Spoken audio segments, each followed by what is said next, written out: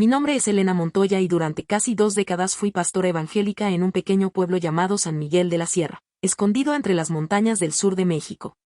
Desde mi infancia había escuchado que los católicos veneraban ídolos, que la figura de la Virgen María era un invento humano para apartar a la gente de la verdadera fe, y que rezarle era una ofensa directa a Dios. Nunca puse en duda esas enseñanzas. Las repetía como un eco, segura de que defendía la verdad. Desde el púlpito de nuestra iglesia, mi voz era firme, casi cortante. En varias ocasiones señalé con el dedo hacia la plaza central, donde se alzaba una imagen de Nuestra Señora de la Esperanza, tallada en piedra clara, con las manos juntas en oración, el manto azul bordado de estrellas doradas y un rostro sereno que parecía escuchar a todos. Según los ancianos, aquella estatua llevaba en el pueblo más de 100 años, pero para mí no era más que un obstáculo espiritual. Eso que ven ahí, proclamaba enérgica frente a la congregación, es solo un pedazo de piedra. No oye, no ve, no habla. Dios no necesita intermediarios para escucharles. Eso es idolatría. La mayoría de los vecinos eran campesinos y artesanos, gente humilde que vivía del maíz, del café o de la alfarería. Algunos asentían a mis palabras, otros desviaban la mirada para no discutir. Aún así, todos me respetaban. Yo era la pastora Montoya, la mujer que había traído el evangelio puro a San Miguel. Pero mi influencia comenzó a tambalear cuando, poco a poco, noté que las bancas de mi iglesia se vaciaban los domingos. Mientras tanto, la parroquia católica frente a la plaza se llenaba tanto que la misa se escuchaba desde la calle. No podía soportar ver cómo mis vecinos participaban en procesiones con flores y velas hacia la imagen de la Virgen. Están siendo engañados, le dije una noche a mi esposo, Héctor. Esto tiene que parar. Él, que siempre había sido más prudente, me respondió con un suspiro. Elena, ten cuidado. No se cambia el corazón de las personas rompiendo lo que aman. No escuché su advertencia. Alimenté mi rabia durante semanas, convencida de que mi misión era liberar al pueblo de lo que yo llamaba superstición. Fue así que, un viernes por la tarde, tomé una marra del taller de herramientas, la guardé en una mochila de lona y me encaminé hacia la plaza. La tarde estaba viva, niños corriendo tras una pelota, mujeres vendiendo tamales y atole, ancianos jugando dominó en las bancas. El sol bañaba de luz dorada las paredes color ocre de las casas. Caminé decidida, ignorando los saludos y miradas curiosas, hasta detenerme frente a la estatua. Sin decir palabra, subí los 3 escalones que conducían al pedestal. Algunos dejaron de conversar para observarme. Cuando abrí la mochila y saqué la marra, escuché la voz de doña Beatriz, una mujer mayor que siempre me regalaba pan en Navidad. Pastora, ¿qué va a hacer? No respondí. Con todas mis fuerzas, lancé el primer golpe. Un sonido seco y fuerte resonó en toda la plaza. El rostro de la Virgen se resquebrajó. Algunos gritaron, otros se acercaron corriendo. No, por favor, exclamó una joven que sostenía a su bebé. No lo haga. Pero yo seguí, golpe tras golpe, hasta que los pedazos comenzaron a caer al suelo. El manto azul se astilló, las manos en oración se partieron y las pequeñas estrellas doradas rodaron hasta la calle empedrada. Esto es idolatría. Grité, jadeando. Dios no quiere esto. El silencio que siguió fue denso. Vi lágrimas en los ojos de algunos. Los niños miraban horrorizados, las ancianas se persignaban, y varios hombres apretaban los puños, conteniendo la rabia. Una muchacha me dijo con voz rota. Pastora, usted no rompió piedra, rompió el corazón de este pueblo. Esas palabras me atravesaron, pero yo no quise admitirlo. Guardé la marra, bajé del altar y me alejé, dejando atrás un caos silencioso. La policía llegó minutos después. No me arrestaron, pero me escoltaron a casa. Esa noche, nadie habló en la cena. Héctor se limitó a mirarme en silencio, con un dolor que pesaba más que cualquier reproche. Al día siguiente, la plaza tenía un hueco donde antes estaba la estatua. Alguien había colocado un mantel blanco sobre la base y alrededor, velas encendidas. La gente seguía llevando flores. Lejos de desanimarse, parecían más unidos en su devoción. Yo, en cambio, sentía una mezcla extraña de orgullo y vacío. Parte de mí pensaba que había cumplido con mi deber, pero otra parte comenzaba a preguntarse si había cruzado un límite del que ya no podría regresar. El domingo posterior al incidente, mi iglesia parecía un desierto. Apenas 6 personas ocuparon las primeras bancas, y lo hicieron con una mezcla de incomodidad y compromiso. El resto del pueblo no apareció. La ausencia se sentía como un hueco frío que se agrandaba con cada minuto del sermón. En el mercado, los rostros que antes me sonreían ahora se volvían hacia otro lado. Doña Carmen, que acostumbraba a regalarme un trozo de queso fresco para el desayuno, se limitó a un saludo seco y rápido. En la carnicería, don Ramiro atendió a todos antes de mirarme, y lo hizo sin decir palabra. Mi esposo Héctor seguía callado, pero sus gestos decían más que cualquier sermón que yo hubiese predicado. Una noche, mientras cenábamos en silencio, dejó el tenedor sobre el plato y me miró directamente. Elena, lo que hiciste no solo rompió piedra. Rompiste confianza. No, Héctor, repliqué con firmeza que ya sonaba algo hueca. Rompí una mentira que estaba esclavizando a este pueblo. No me respondió. Solo bajó la mirada y siguió comiendo, como si mis palabras hubieran rebotado contra un muro. Con el paso de las semanas, la distancia con la comunidad se volvió abismo. No recibí invitaciones a reuniones, nadie pedía mis oraciones y hasta mis propios sobrinos se mantenían apartados. En la plaza, el altar vacío se había convertido en un improvisado santuario. Un mantel bordado cubría la base, rodeado de velas, flores y fotografías. Irónicamente, la devoción parecía más viva que nunca. Yo, en cambio, caminaba con una sensación de extrañeza en mi propia piel. Cada vez que pasaba por la plaza, bajaba la mirada. Algo dentro de mí comenzaba a agrietarse, aunque aún me aferraba a la idea de que había actuado en obediencia. Fue en medio de esa soledad cuando llegó la noticia que cambió todo. Una tarde de febrero, Daniela, nuestra hija menor de apenas 8 años, comenzó con fiebre y una tos seca. Pensé que sería algo pasajero, pero al día siguiente apenas podía respirar. Corrimos al centro de salud del pueblo, donde nos dijeron que debía ser trasladada de inmediato al hospital regional. En el camino, la respiración de Daniela se volvió más corta y sus labios empezaron a tornarse morados. Llegamos al hospital y en cuestión de minutos la ingresaron a cuidados intensivos. El diagnóstico fue severo, neumonía aguda con riesgo de complicaciones. Señores Montoya, nos dijo el doctor con tono serio, las próximas 48 horas serán críticas. Esa noche no pegué un ojo. Sentada junto a la cama de mi hija, escuchaba el pitido de las máquinas y el sonido del oxígeno. Cada vez que tosía, mi corazón se encogía. No había sermón, verso bíblico o discurso que pudiera darme paz. A la mañana siguiente, mientras bebía un café aguado en la sala de espera, una mujer anciana se me acercó. Llevaba un vestido sencillo, un rebozo gris y un rosario entre las manos. Sus ojos, llenos de calma, me miraron con una dulzura desarmante. ¿Es usted la mamá de la niña de la habitación 12? Preguntó. Sí, contesté, con la voz apagada. Voy a rezar por ella, dijo, y comenzó a pasar las cuentas del rosario con los ojos cerrados. No supe qué decir. Mi instinto fue rechazar el gesto, pero algo me detuvo. Tal vez era su serenidad, o el hecho de que no pedían nada a cambio. La observé alejarse por el pasillo, deteniéndose en otras habitaciones para dar palabras de consuelo. Esa misma tarde la vi entrar en el cuarto de Daniela. Se acercó despacio, le acarició la frente y dijo en voz baja. Santa María, cuida a esta niña como si fuera tuya. Mis manos se tensaron, pero no dije nada. Cuando se fue, Daniela, medio adormilada, murmuró. Mamá, esa señora huele bonito. Esa noche, el médico volvió a recordarnos lo delicado de la situación. Salí al pasillo y me encontré de nuevo con la anciana del rosario. Me miró como si supiera que estaba a punto de rendirme y me preguntó. ¿Quiere que siga rezando por ella? Esta vez, las palabras me salieron solas. Sí, por favor.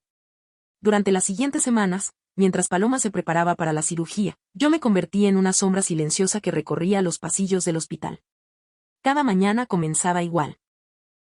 Me levantaba de la silla junto a su cama, le acomodaba el cabello, verificaba el suero y, cuando estaba segura de que dormía, salía a caminar para no ahogarme en mis propios pensamientos. En esas caminatas descubrí un mundo que, hasta ese momento, había mirado con desdén, el de la devoción silenciosa de las familias católicas. En la sala de espera, siempre había alguien con un rosario en las manos. No eran repeticiones vacías, como yo solía decir desde el púlpito, eran susurros cargados de lágrimas, de esperanza, de miedo y amor. Vi a un padre joven arrodillado en una esquina, con su hijo recién operado dormido sobre su pecho, mientras le pedía a la Virgen fuerzas para seguir. Vi a una anciana que cada tarde dejaba una rosa blanca en la capilla del hospital y se quedaba en silencio, como si hablara con una amiga de toda la vida. y vi a una madre que se pasaba horas acariciando la estampita de Nuestra Señora de Guadalupe que tenía pegada en la pared, como si al tocarla pudiera transmitirle su fuerza a su hija enferma. Yo, que tantas veces había gritado, eso es idolatría, comencé a preguntarme si de verdad entendía lo que estaba viendo. ¿Era idolatría, o era amor? ¿Acaso no pasaba yo noches enteras de rodillas, hablando a un Dios invisible, pidiéndole que sanara a mi hija? La única diferencia era el lenguaje y el rostro que ellos imaginaban al hacerlo. Una noche, la habitación estaba en penumbra. Rodrigo había salido a buscar un café, y Paloma dormía profundamente gracias a la medicación. En la cama de al lado había una adolescente de la misma edad que ella, con el rostro pálido y delgado, y su madre, una mujer de mediana edad con manos agrietadas, estaba sentada a su lado rezando en voz baja. Me acerqué con cautela. Disculpe, le dije, ¿cómo está su hija? La mujer levantó la mirada. Tenía los ojos rojos de tanto llorar, pero también una serenidad extraña. Mejor, gracias a Dios y a la Virgencita. Mañana la operan, y tenemos mucha fe. Esa palabra, Virgencita, me golpeó como un eco de algo que había querido ignorar toda mi vida. Me atreví a preguntar. ¿Y, de verdad cree que ella escucha? La mujer me sonrió, como si le hablara a una niña que aún no entiende las cosas importantes. Claro que sí. Ella sabe lo que es tener un hijo en peligro. Lo entiende más que nadie. Me quedé helada. Era cierto. Según la fe que yo misma predicaba, María había visto sufrir y morir a su hijo. Había vivido ese dolor que ahora me estaba desgarrando el alma. Una madre que había sostenido el cuerpo sin vida de su hijo, ¿cómo no iba a entender a otra madre que temía perderlo? Señora, dije con la voz quebrada, ¿usted cree que ella, que Nuestra Señora escucharía a alguien como yo?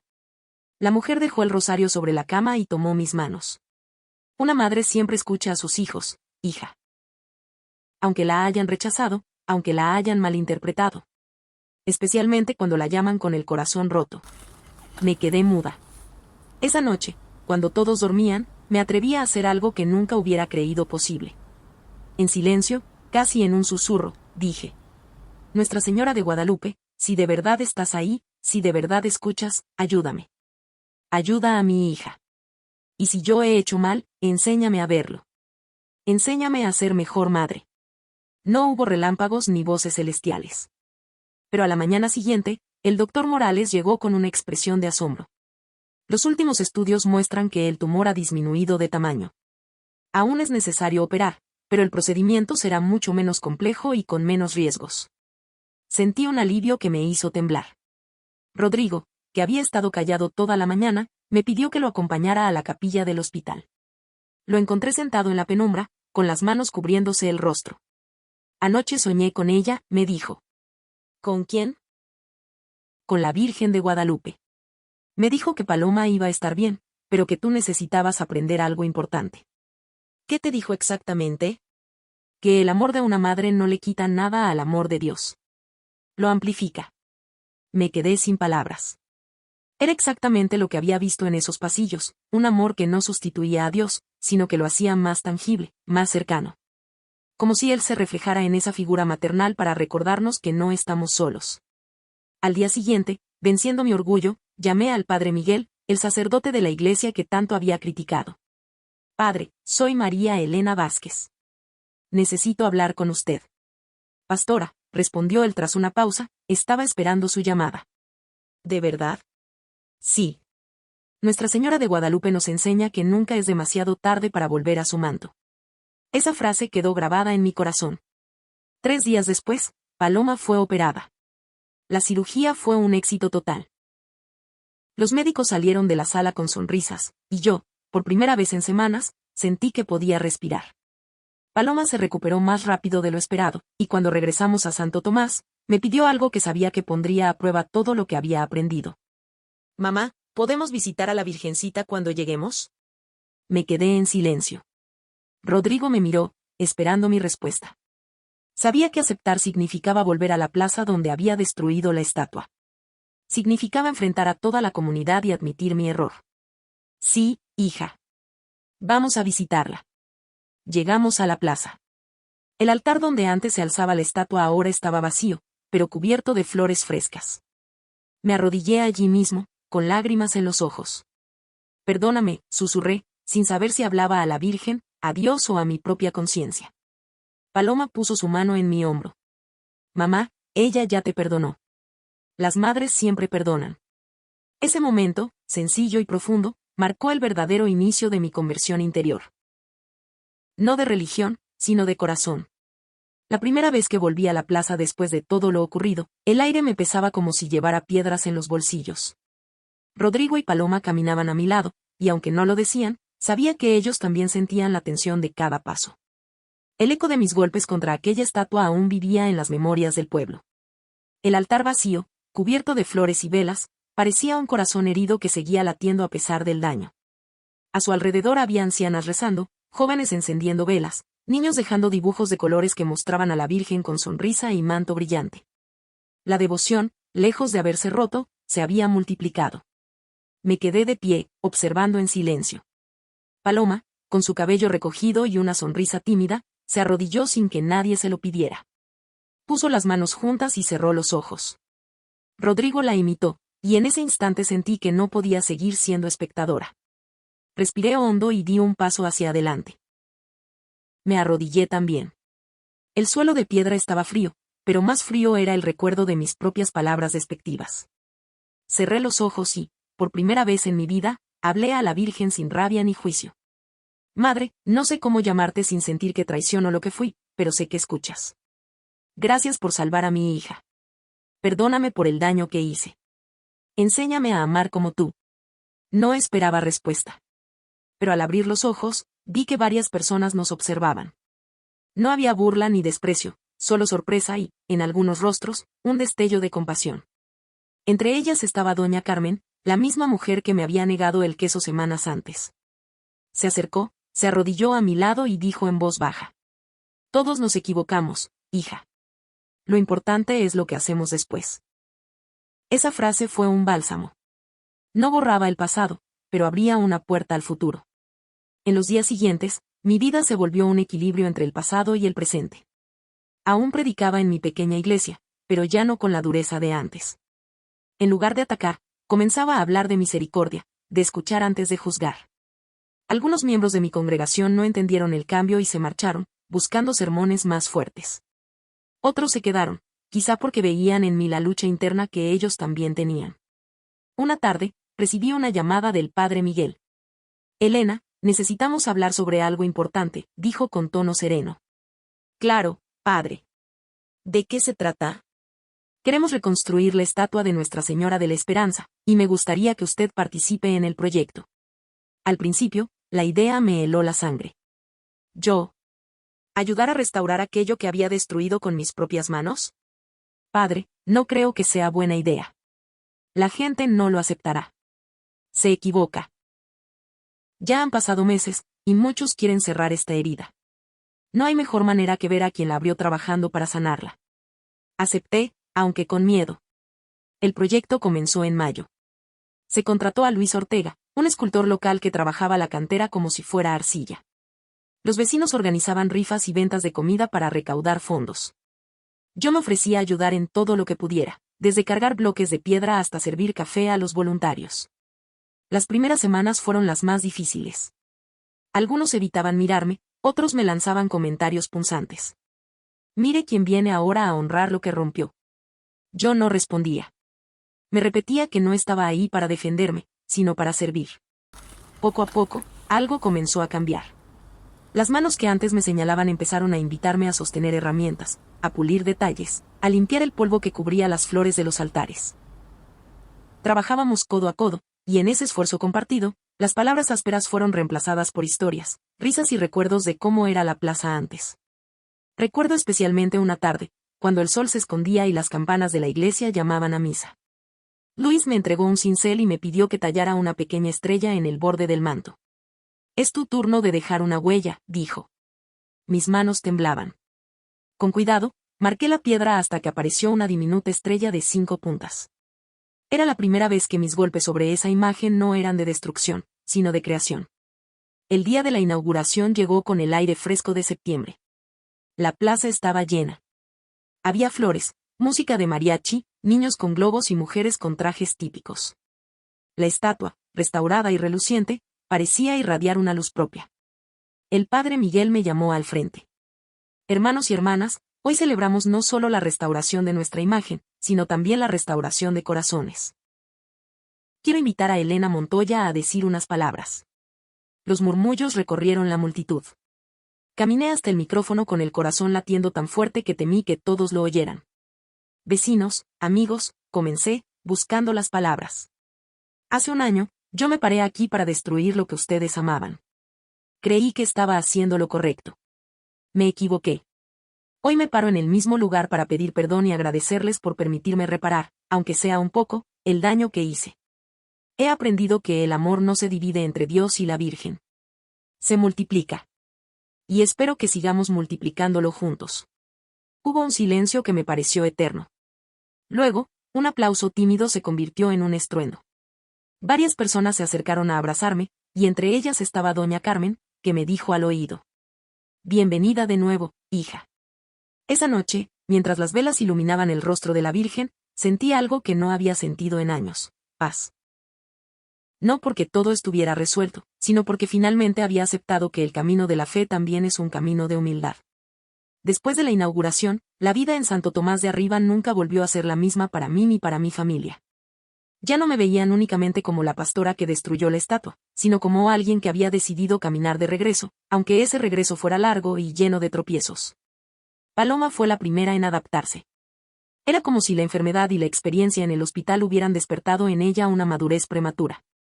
Cada vez que pasábamos por la plaza, me pedía encender una vela en el altar de la Virgen. A veces lo hacía en silencio, otras, me susurraba una oración inventada por ella misma. Virgencita, cuida a los niños que están enfermos como yo estuve. Y cuida a mi mamá, para que siempre tenga fuerzas. Yo la observaba y pensaba que, en su inocencia, Paloma entendía algo que a mí me había tomado años comprender. Que la fe es un puente, no un muro. Rodrigo también cambió. Aunque seguía asistiendo a nuestra congregación evangélica, empezó a participar en actividades de la parroquia. Ayudaba en la organización de festividades, cargaba sillas para las procesiones y, en diciembre, incluso colaboró en la elaboración del pesebre. Una noche, mientras compartíamos un café en la cocina, me dijo: «¿Sabes? Me he dado cuenta de que no necesito elegir entre uno y otro. Dios nos ofende porque honremos a su madre». Sus palabras me hicieron sonreír.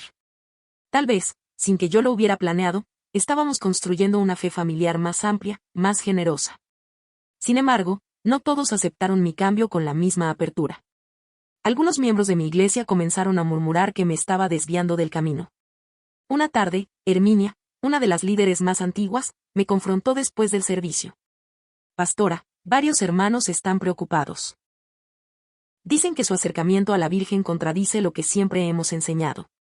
«Herminia», respondí, «lo que yo he aprendido es que el amor de Dios se refleja de muchas maneras. Y he visto que la devoción a María no le quita nada a Cristo. Al contrario, nos acerca más a Él».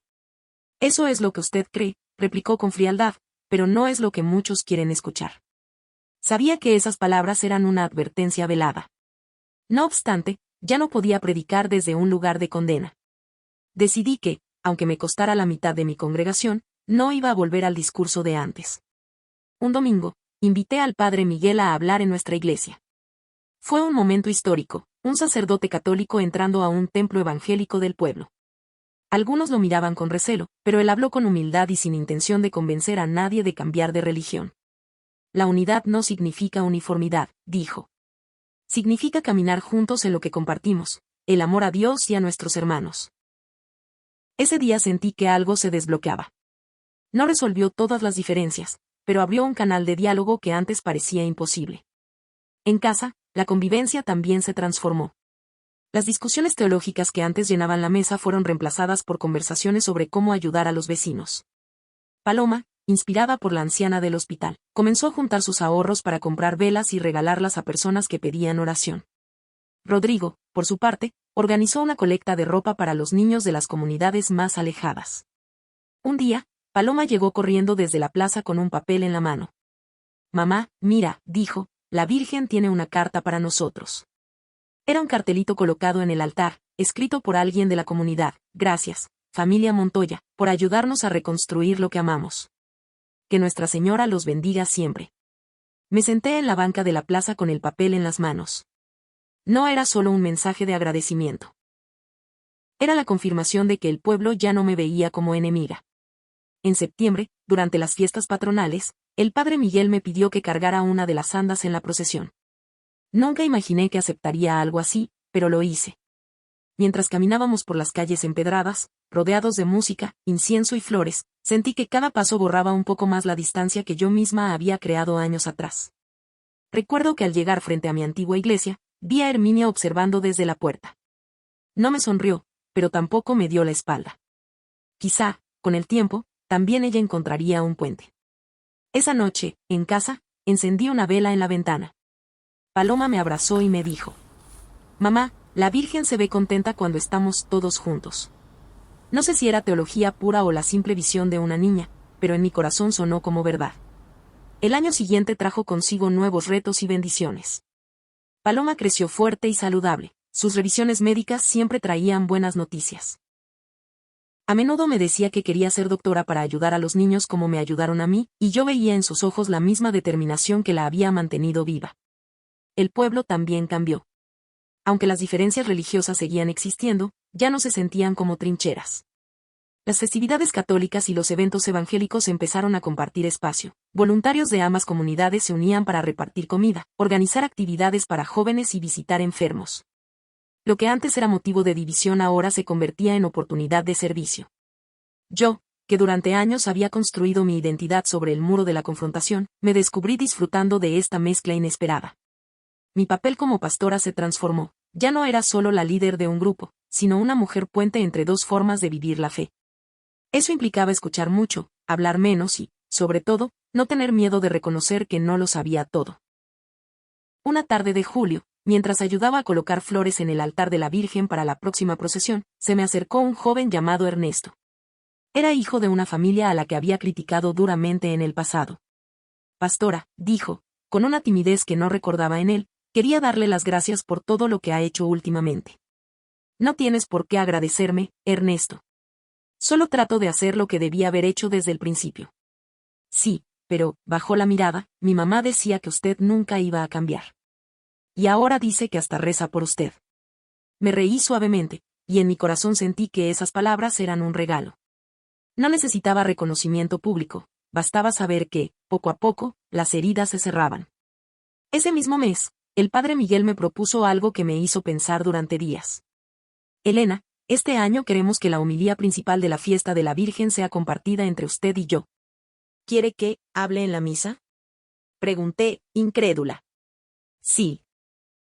No como pastora ni como predicadora evangélica, sino como hija agradecida de la Virgen y de Dios. Acepté, no sin temor. El día de la misa, la iglesia estaba llena hasta los pasillos.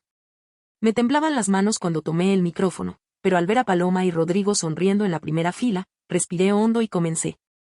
«Hermanos, hace 2 años vine a este lugar con un corazón cerrado. Creí que conocía toda la verdad y que debía defenderla con dureza. Hoy vengo a decirles que me equivoqué. Aprendí que el amor de Dios es tan inmenso que puede tomar el rostro de una madre para recordarnos que no estamos solos. Y esa madre, la madre de Jesús, también nos cubre a nosotros». No hablé mucho más. Dejé que las palabras se posaran en el aire como una oración. Cuando terminé, el padre Miguel me abrazó y juntos presentamos la ofrenda floral. Fue un gesto simple, pero para mí fue como poner una piedra definitiva en el puente que habíamos construido entre nuestras comunidades. Al salir de la iglesia, la plaza estaba bañada en luz dorada por el atardecer. Paloma corrió hacia la estatua y la rodeó con sus brazos como si pudiera sentir el calor de una persona viva. «Mamá», me llamó, «creo que la Virgen nos adoptó». «¿Y qué significa eso?», pregunté, sonriendo. «Que ahora somos parte de su familia». Me quedé mirándola, y en ese momento entendí que tenía razón. No importaban las etiquetas religiosas. Lo importante era vivir con gratitud y con la disposición de cuidar a los demás, como una madre cuida a sus hijos. Con el tiempo, mi historia comenzó a circular más allá de Santo Tomás. Llegaban visitantes de otros pueblos para conocer la estatua restaurada y escuchar cómo una pastora evangélica había terminado colaborando en su reconstrucción. Algunos venían con curiosidad, otros con escepticismo, pero casi todos se iban con una sonrisa. En lo personal, no me convertí al catolicismo, pero dejé de definirme por lo que no soy. Hoy me defino por lo que sí soy. Una mujer que ha visto a Dios obrar a través de manos y rostros que antes despreciaba. Y, sobre todo, una madre que sabe que, en su hora más oscura, fue sostenida por un manto invisible. Cada año, en la víspera de la fiesta de Nuestra Señora, llevo una ofrenda de flores blancas y velas. Paloma me acompaña, y juntas nos quedamos en silencio un rato, mirando ese rostro sereno que ya no me produce rechazo, sino ternura. Siempre le digo lo mismo. Gracias por no soltarme cuando yo no quería tomarte de la mano. No sé cuánto tiempo más viviré en Santo Tomás, ni si algún día mis palabras serán olvidadas, pero sé que el recuerdo de la estatua destruida y luego restaurada seguirá vivo como un recordatorio, que el perdón es posible, que los puentes pueden reconstruirse y que, bajo el manto de una madre, siempre hay espacio para un hijo que regresa.